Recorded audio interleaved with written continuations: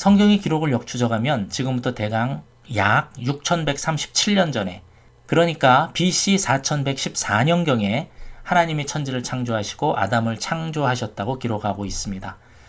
하나님은 에덴 동산을 만드시고 그곳에 아담을 두셨습니다.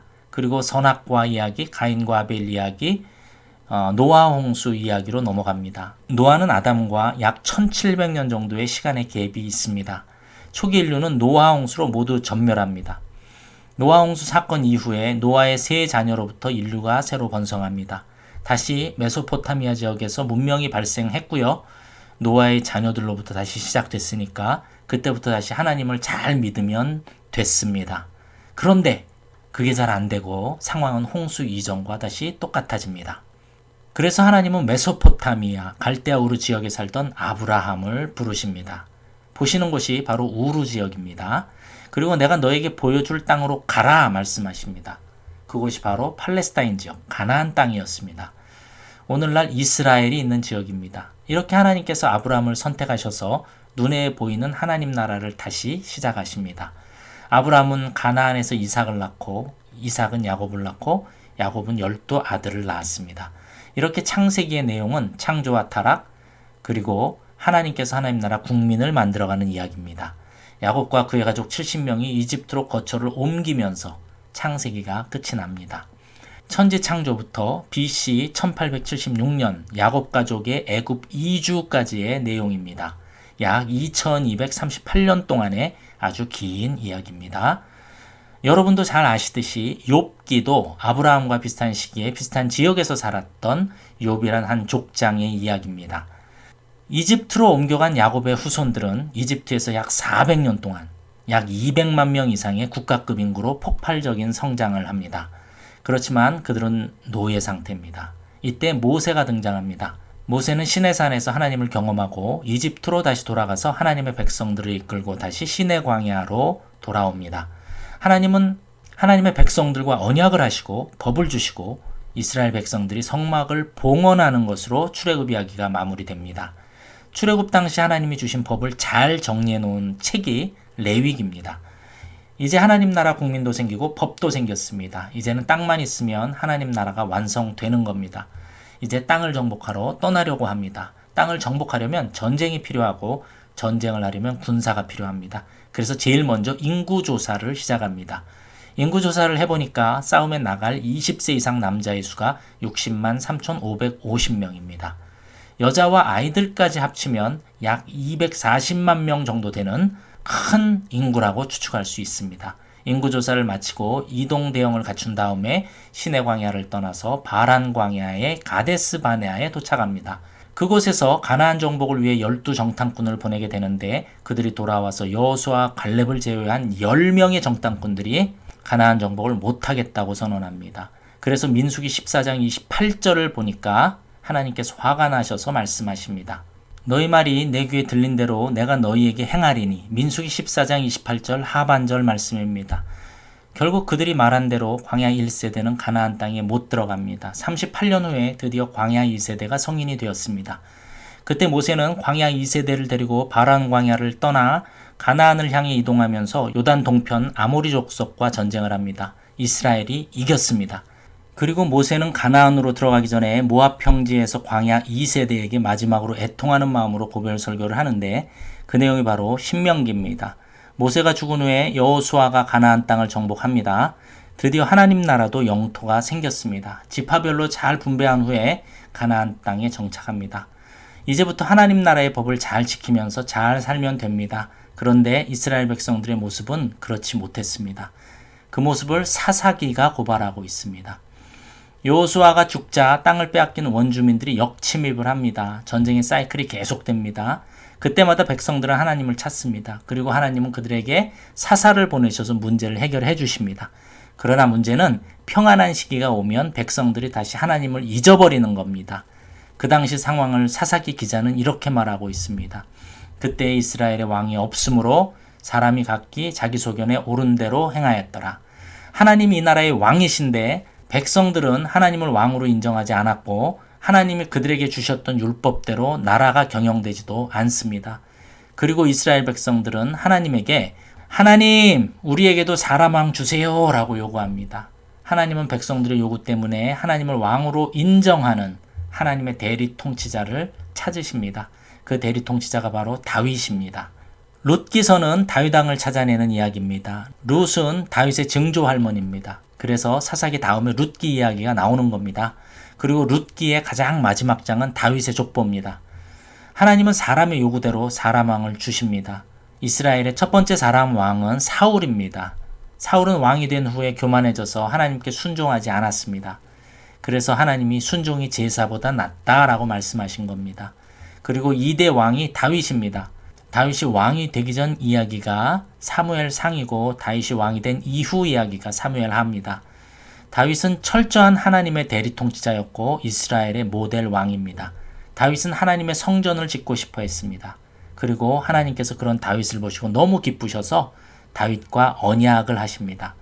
그래서 결국 예수님께서 다윗의 자손으로 오시게 됩니다. 놀라운 사실은 북이스라엘은 반역에 의해서 왕조가 9번이나 바뀌었지만 남유다는 처음부터 끝까지 다윗 왕조 한 왕조로 유지된 것을 볼 수 있습니다. 이것을 통해서 하나님께서 다윗과의 약속을 끝까지 지키셨음을 알 수가 있습니다.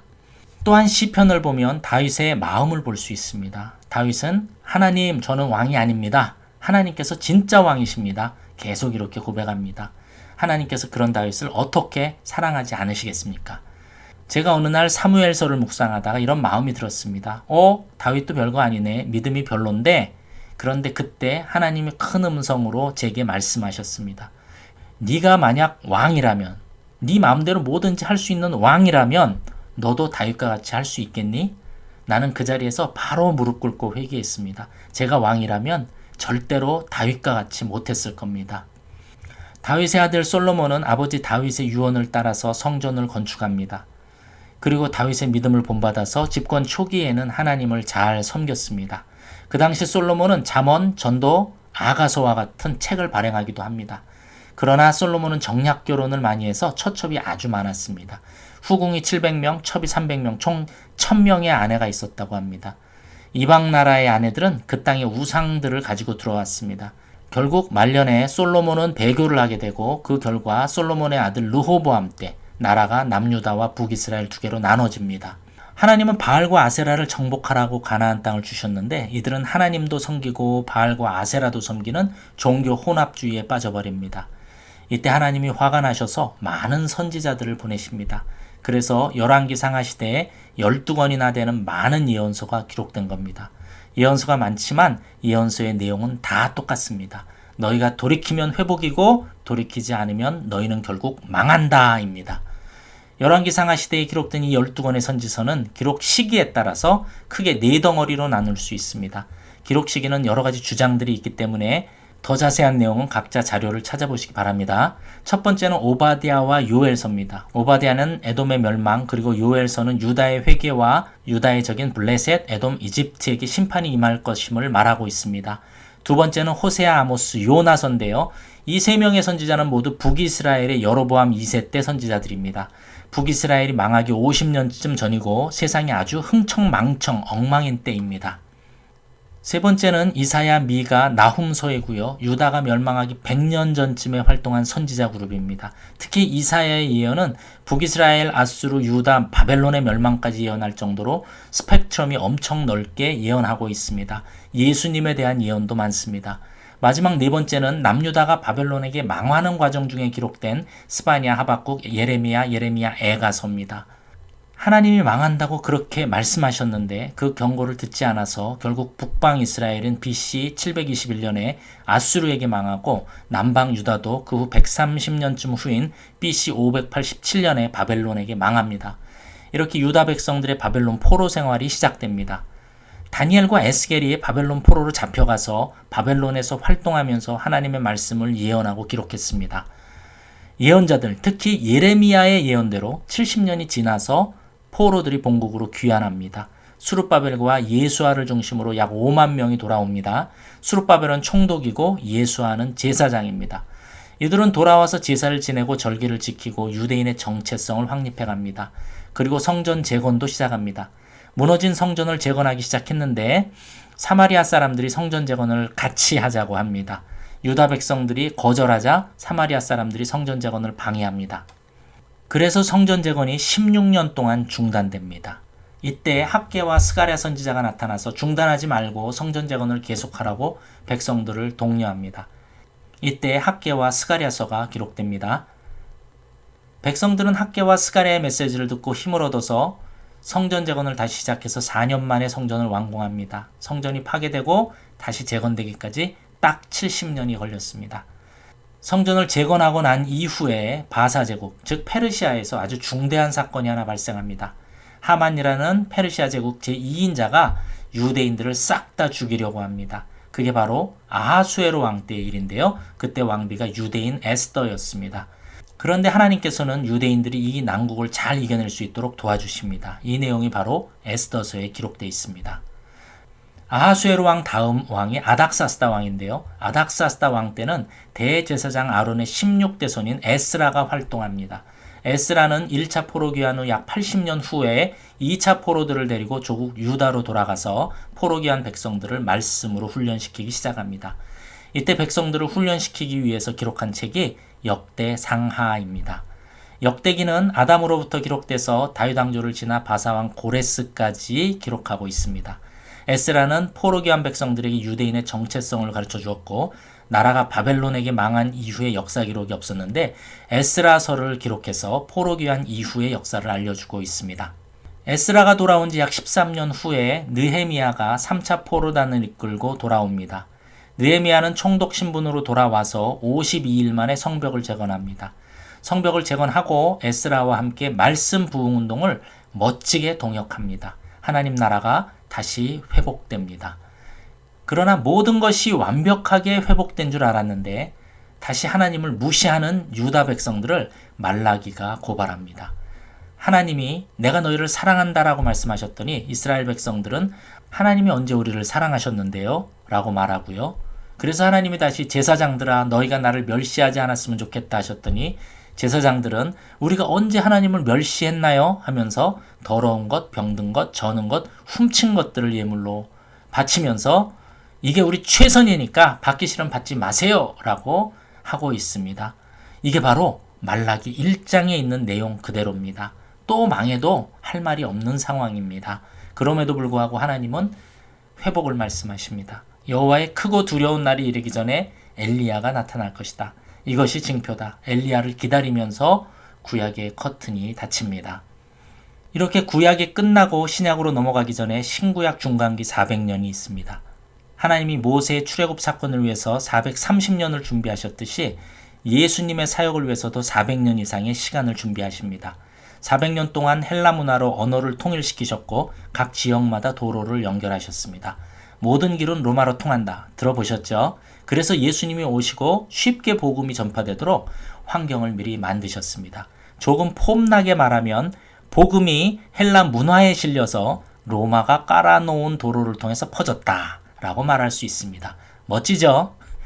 오래전에 유다가 바벨론에게 망했잖아요. 그런데 1000년 만년 갈 것 같았던 바벨론도 채 100년을 채우지 못하고 나라가 세워진 지 90년 만에 메대 왕국에게 망했습니다. 그리고 그 메대를 바사왕 고레스가 흡수하면서 바사 제국이 됐습니다.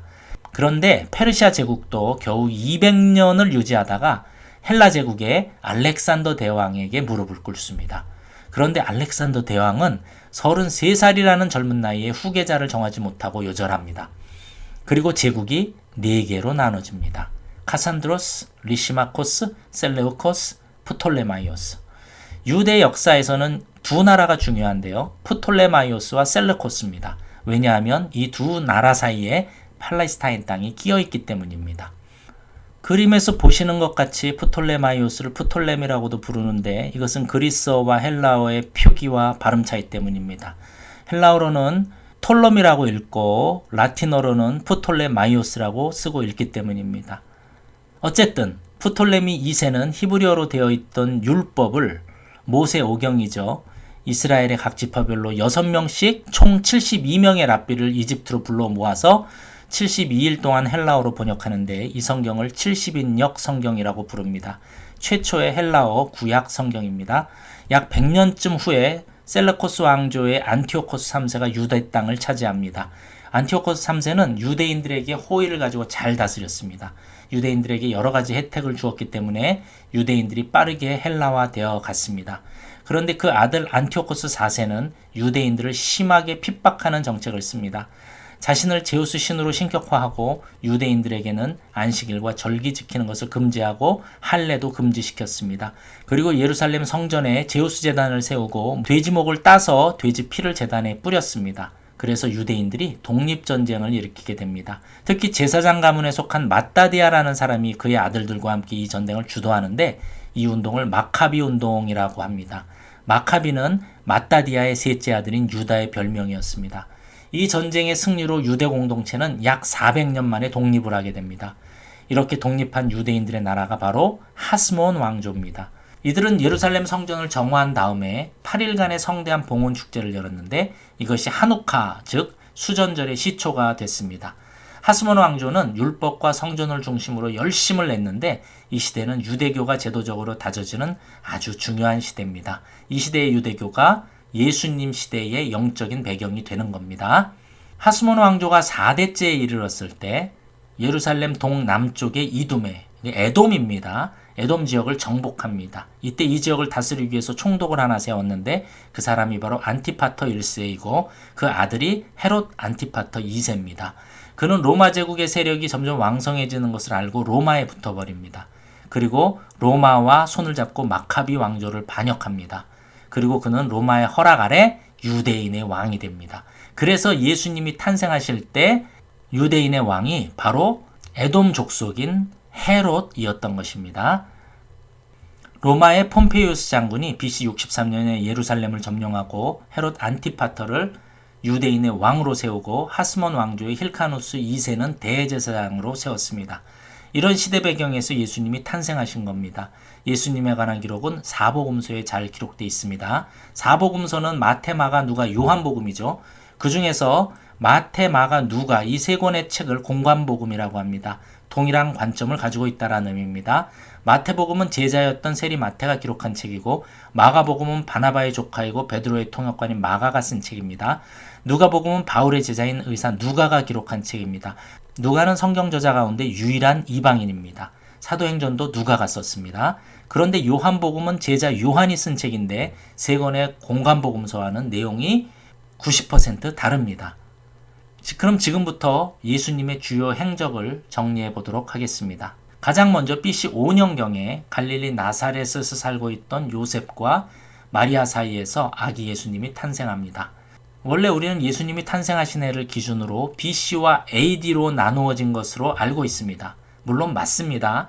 그런데 이것을 처음 사용한 사람이 6세기에 살았던 디오니시우스 엑시구스라는 아주 유명한 신학자였었는데 그가 예수님의 나이를 계산할 때 예수님이 공생애를 시작한 나이를 30세로 계산했기 때문에 이런 오류가 발생했습니다. 누가복음에는 30세가 아니라 30세쯤이라고 기록되어 있는데 이것을 30세로 잘못 이해했던 겁니다. 오랜 시간을 통해서 역사적으로 새로운 내용들이 발견되면서 예수님의 탄생이 BC 5년쯤이라고 알려져 있습니다. 예수님이 공생애를 시작하시기 전에 사생의 기록들이 성경에 몇 가지 남아 있습니다. 예를 들면 헤롯이 2살 아래 남자아이들 다 죽이라는 명령을 내렸기 때문에 아기 예수님이 이집트로 피신하셨다가 다시 나사렛으로 귀향한 이야기가 있고요. 예수님이 12살 때 유월절을 지키기 위해서 부모님들과 함께 예루살렘에 갔다가 있었던 이야기도 있습니다. 그리고 예수님이 30세쯤 세례 요한의 사역지인 요단 동편 베레아 지역으로 내려가셔서 세례를 받으시고 40일 동안 광야에서 금식을 하신 후에 공생애를 시작하십니다. 공생애 시작 이후 첫 유월절에 예수님이 예루살렘으로 가셔서 그동안 성전에서 자행되어 오던 대제사장의 제사용품 판매에 장사판을 뒤집어 엎으셨습니다. 이 사건 때문에 처음부터 기득계층의 요주의 인물이 되십니다. 예수님이 예루살렘에서 사마리아를 거쳐 갈릴리로 이동하십니다. 가는 도중에 우물가에서 사마리아 여인을 만나셨고요. 가나 혼인잔치에서 첫 번째 기적을 베푸셨습니다. 물이 포도주로 변했습니다. 두 번째 유월절이 돌아오자 예수님은 다시 예루살렘으로 가십니다. 베데스다 연못에서 38년 된 중풍병자를 고치셨습니다. 이 사건 때문에 안식일 논쟁이 시작됩니다. 이때부터 기득 세력들이 예수님을 죽이려고 작정합니다.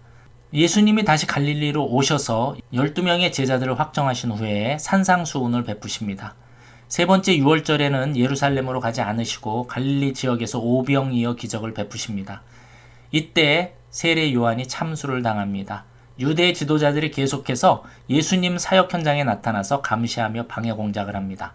세 번째 유월절이 지나고 초막절 때 예수님이 다시 예루살렘으로 향하십니다. 예루살렘 성전에서 대중들에게 초막절, 수전절 말씀을 전하시고 네 번째 유월절이 돌아올 때까지 요단 동편 세례 요한의 집회 장소였던 베레아 지역에서 마지막 활동을 하십니다. 3개월 동안의 베레아 지역 사역을 마치시고 마지막 유월절을 지키시기 위해서 어린 나귀를 타시고 예루살렘에 입성하십니다. 3년 동안 뒤쫓아다니며 방해 공작을 했던 세력들과 마지막으로 논쟁을 하시고 승리하십니다. 목요일 밤 다락방에서 성찬식을 한 후에 다락방 강론을 하시고 포도나무 밭을 지나시며 다시 한번 포도나무 강론 대제사장적 기도를 하시고 겟세마네 동산으로 올라가셔서 기도하시다가 그곳에서 예수님을 대적해오던 종교 세력 대제사장 그룹에게 체포당하십니다. 예수님은 대제사장 그룹 그리고 빌라도와 헤롯 이렇게 세 그룹에게 신문을 당하시고 결국 빌라도에 의해서 사형 선고를 받으십니다. 로마의 정치범으로 십자가에서 처형되셨는데 십자가에 달린 죄목은 유대인의 왕입니다. 예수님은 십자가에서 죽으시고 사흘 만에 부활하십니다. 부활하신 날 제자들에게 3번이나 나타나셔서 다시 한번 명령하십니다. 성령을 기다려라, 증인이 되어라. 예수님이 제자들에게 갈릴리로 내려가서 기다리라고 말씀하시고 다시 갈릴리 호수에 나타나십니다. 갈팡질팡하던 제자들이 다시 방향을 잡습니다. 다시 예루살렘으로 올라갑니다. 예수님이 예루살렘에 올라와 있던 제자들에게 나타나셔서 다시 마지막으로 유언을 하십니다. 얘들아, 성령을 기다려라, 증인이 되어라. 그리고 승천하십니다. 승천 이후에 제자들은 성령님이 나타나시기를 간구하며 기도합니다. 그리고 그 약속이 지켜집니다.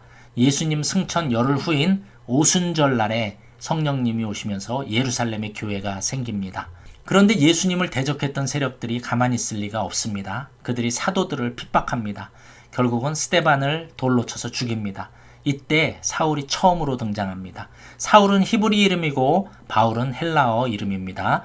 스데반 순교의 영향으로 헬라파 그리스도인들이 흩어져서 사마리아의 교회를 세우고 최초의 이방인 교회인 수리아 안디옥 교회도 설립됩니다. 스데반 순교 현장에 있던 바울은 예수 믿는 사람들을 핍박하다가 예수님을 만나서 결국 이방인의 사도로 살아갈 것을 결심합니다. 바울은 아라비아에서 3년, 고향인 다소에서 10년 정도 머물러 있다가 바울의 초청을 받아서 수리아 안디옥 교회로 갑니다. 수리아 안디옥 교회에서 목회하던 바울과 바나바가 수리아 안디옥 교회의 도움으로 1차 선교 여행을 떠납니다. 그 결과로 갈라디아 교회가 개척됩니다. 그런데 바울과 바나바의 1차 선교 여행 중에 유대에서 유대주의 그리스도인들이 수리아 안디옥 교회로 와서 교회를 혼란스럽게 하고 갔습니다. 그들이 이방인 그리스도인들도 할례를 받아야 구원을 얻는다고 가르치고 간 겁니다. 이 일 때문에 예루살렘에서 종교회의가 열립니다. 예루살렘 종교회의에서 오직 예수를 믿음으로 구원을 얻는다는 공식적인 결정이 내려집니다. 2차 선교여행을 떠나면서 바울과 바나바 간에 다툼이 있었습니다. 바나바가 조카인 마가 요한을 다시 데려가자고 한 것입니다. 바울은 1차 여행 때 중도 포기하고 돌아간 마가 요한을 데려가기 싫었습니다. 바울은 이에 반대하고 신라와 함께 아시아 지방의 에베소를 목표로 2차 선교 여행을 시작합니다.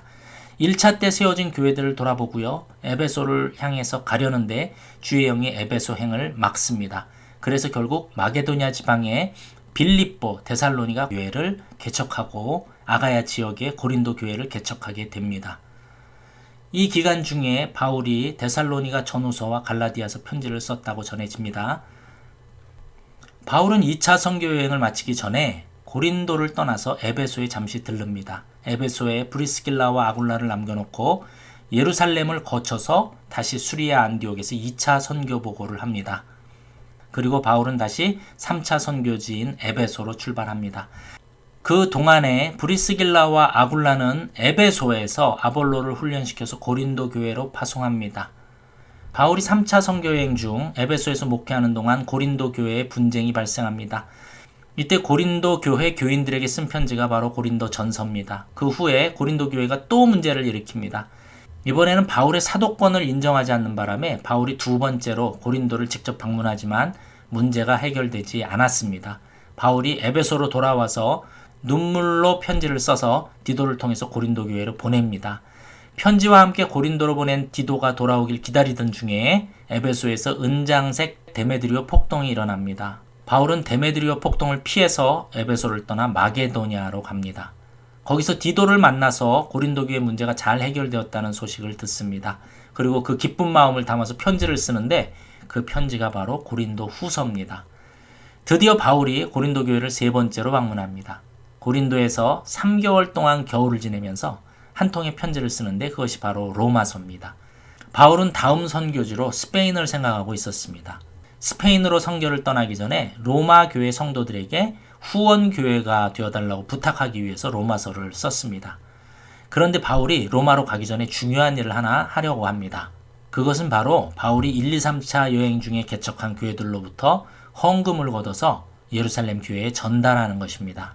그런데 바울은 예루살렘에 헌금을 갖고 도착하지만 곧 체포당합니다. 바울은 가이사라 감옥에서 2년 동안 미결수로 잡혀있다가 로마 황제에게 항소하는 바람에 죄수의 몸으로 로마에 가게 됩니다. 로마 감옥에서는 자유로운 몸으로 셋집에 거주하면서 복음을 전할 수 있었습니다. 로마 감옥에서 오네시모를 만나게 되면서 오네시모의 주인인 빌레몬에게 편지를 씁니다. 이것이 빌레몬서입니다. 또 빌레몬에 속해 있던 골로새 교회에도 편지를 한 통 쓰는데 그것이 골로새서입니다. 또 골로새로 가는 길에 위치한 에베소 교회에도 편지를 써서 오네시모를 통해서 보냅니다. 그것이 바로 에베소서입니다. 또 빌립보 교회에서 감옥에 갇혀 있는 바울에게 헌금을 보내주었는데 바울은 기뻐서 빌립보 교회에도 편지를 씁니다. 이것이 빌립보서입니다. 이렇게 바울은 로마 감옥에서 4권의 옥중서신서를 기록합니다. 이렇게 사도행전이 끝납니다. 그러나 디모데전서와 디도서를 통해서 바울이 로마 감옥에서 석방된 후에 4차 선교여행을 다녔다는 것을 알 수 있습니다. 바울이 4차 선교여행을 하는 중에 2통의 편지를 썼는데 그 편지가 바로 디모데전서와 디도서입니다. 이 두 서신서를 목회서신이라고 부릅니다. 디모데는 에베소에서, 디도는 그레데섬에서 목회를 하고 있었기 때문입니다. 바울은 두 번째로 로마 감옥에 갇히는데 이 두 번째 로마 감옥에서 쓴 편지가 디모데 후서입니다. 그리고 이 편지를 마지막으로 바울은 성경에서 사라집니다. 바울과 베드로가 순교를 당하고 AD 70년에는 로마군이 예루살렘을 점령하고 예루살렘 성전을 파괴합니다. 이때부터 유대교와 기독교는 완전히 다른 길을 가게 됩니다. 사도 베드로는 십자가에 거꾸로 매달려 순교했다고 전해지는데 순교하기 전에 베드로 전 후서를 남겼고 그리고 예수님의 동생이었던 야고보와 유다도 야고보서와 유다서를 기록했습니다. 그리고 작자 미상의 히브리서도 비슷한 시기에 기록됐습니다. 이 편지들을 공동서신이라고 부르는데 공동으로 회람했기 때문에 붙여진 이름입니다. 그리고 사도 요한이 마지막까지 살아서 요한복음, 요한 1, 2, 3서 그리고 요한계시록을 기록합니다. 특히 요한계시록은 로마 제국은 결국 망할 것이고 세상 마지막에 하나님의 나라가 어떻게 완성될지를 보여주고 있습니다. 특히 하나님의 보좌 우편에서 세상을 다스리시고 성도들을 위해서 하나님께 기도하시는 어린 양 예수님을 만날 수 있습니다. 우리 모두 심판주로 다시 오실 예수님을 사모하며 기다려야 합니다. 아멘. 주 예수여 어서 오시옵소서. 이렇게 초기 기독교는 박해의 연속이었습니다. 그런데 아이러니하게도 그 박해 속의 그리스도인들은 세상을 변화시키는 진짜 리얼 크리스찬들이었습니다. 그들 때문에 여성의 평등이 시작되었고 도덕성을 아주 중요하게 생각했으며 금욕적인 삶을 살았습니다. 그리고 종들에게도 인격적으로 대우했습니다. 그 당시 로마인들의 개방적이고 자유로운 삶의 방식과는 완전히 달랐습니다. 그래서 로마가 기독교를 공인할 당시에 이미 대도시는 인구의 절반 이상이 기독교인이었다고 합니다. 결국 AD 313년에 콘스탄티누스 황제가 기독교 박해를 끝냈고요. AD 380년에 테오도시우스 황제가 기독교를 로마의 국교로 선포합니다. 그런데 기독교가 국교화되면서 모든 것이 좋아진 것은 아닙니다. 기독교가 권력의 도구가 되면서 기독교의 순수성이 많이 훼손됐습니다. 그리고 지금까지도 그 영향권 안에 들어 있습니다. 여러분은 고대 히브리어 표기법에 모음이 없었다는 사실을 아십니까? 자음으로만 표기했던 고대 히브리어 표기법 때문에 그 당시까지 유대 백성들은 성경을 구전으로 암송해서 자녀들에게 전달했습니다. 정말 대단한 민족입니다. 그런데 7세기경에 자음만으로 기록된 구약 성경에 모음이 붙기 시작합니다. 그것을 주도한 학자들을 마소라라고 불렀습니다. 마소라 학자들은 7세기경에 처음으로 마소라 사본을 만들었고 900년경에 구약 성경 표준이 정해집니다. 그리고 11세기 1008년경에 필사된 레닌그라드 사본이 오늘날 많은 성경의 번역 원본으로 사용되고 있습니다. AD 1054년에는 동방교회와 서방교회가 교회의 수익권 문제, 즉 자기의 순위가 더 높다는 싸움입니다. 그리고 여러 가지 교리 문제로 대립하면서 서로 갈라지게 되었습니다. 결국 서유럽을 중심으로 하는 로마 카톨릭 교회와 지중해 동부를 중심으로 하는 그리스 정교회로 갈라지게 됩니다. 동방교회와 서방교회의 신학적인 차이점은 동방교회는 신비적이고 사색적이라서 신성에 대한 명상이 중요한 반면에 서방교회는 아주 실제적이라서 인간에 대한 성찰이 중요했습니다. 이런 차이 때문에 삼위일체론이나 기독론은 동방교회의 공헌이었고 인간의 죄와 하나님의 은총론은 서방교회의 공헌이었습니다. 특히 성령론에서 동방교회는 성령은 아버지에게서 나온다라는 니케아 종교회의 결정을 따랐으나 서방교회는 성령은 아버지와 아들 예수로부터 나온다고 주장함으로써 서로 대립하게 되었습니다. 1095년부터 1291년까지 약 200년 동안은 십자군 전쟁이 있었습니다. 십자군 전쟁은 이슬람에게 빼앗긴 성지 예루살렘을 회복하기 위한 전쟁이었습니다. 원래 투르크족은 중국 북방 지역에서 큰 땅을 차지하고 있었지만 당나라에게 쫓겨서 서쪽으로 이동하면서 셀주크 투르크가 되었고 셀주크 투르크는 중동의 이슬람 세계를 통일하고 1071년도에 만지케르트 전투에서 비잔틴, 그러니까 동로마 제국 6만 대군을 격파하고 지금의 터키, 소아시아 반도를 차지하게 됩니다. 아나톨리아 반도입니다. 이때 기독교 성지인 예루살렘도 투르크족에게 점령을 당하자 위협을 느낀 유럽 국가들은 종교적인 열정으로 십자군을 결성해서 예루살렘을 향해 진군하게 된 겁니다. 그러나 200년 동안 전쟁을 치르고도 그 결과는 결국 예루살렘을 탈환하지 못한 실패한 전쟁이 되었습니다. 1453년 5월 25일에 오스만 제국의 제7대 술탄인 메흐메트 2세는 비잔팀 제국의 수도 콘스탄티노플을 점령합니다. 이로써 1000년 이상 존재했던 로마 제국은 공식적으로 멸망합니다. 1517년 10월 31일에는 종교개혁이 있었습니다. 종교개혁은 서방교회의 개혁을 위한 운동이었습니다. 당시 마틴 루터가 서방교회의 면죄부 판매, 그리고 교황의 성적, 도덕적 타락, 연옥에 대한 교리 등을 비판하면서 95개 조항 반박문을 발표한 것이 종교개혁의 시발점이 되었습니다. 종교개혁가들은 16세기 서방교회 제도인 교황과 교회 직제, 교회 전통보다 오직 성경, 솔라 스크립투라를 강조함으로써 성경의 권위를 모든 것보다 위에 두어야 한다고 강조했습니다. 1618년 5월 23일부터 30년 동안 로마 카톨릭 교회를 지지하는 나라들과 프로테스탄트 교회를 지지하는 나라들 간에 30년 종교 전쟁이 있었습니다. 이 전쟁은 인류의 전쟁사에서 가장 잔혹하고 사망자가 많은 전쟁 중 하나였으며 사망자 수는 무려 800만 명이나 되었습니다. 1947년에는 놀라운 발견이 있었는데 이스라엘의 사해 근처 쿰람 동굴에서 BC 2세기에서 AD 1세기 사이에 쓰여진 완전한 히브리어 구약성서 사본인 사해사본이 발견됐습니다. 사해사본이 중요한 이유는 우리가 구약 본문으로 사용하는 마소라 사본이 우리가 알고 있던 시기보다 훨씬 이전부터 있었던 자료임을 알게 하였고 또한 완전하게 잘 보존된 하나님의 말씀이라는 것을 신뢰하게 되었다는 것입니다. 더 여러 가지 이야기할 것들이 많이 있겠지만 이번 동영상은 여기서 마무리하도록 하겠습니다. 끝까지 들어주셔서 감사합니다.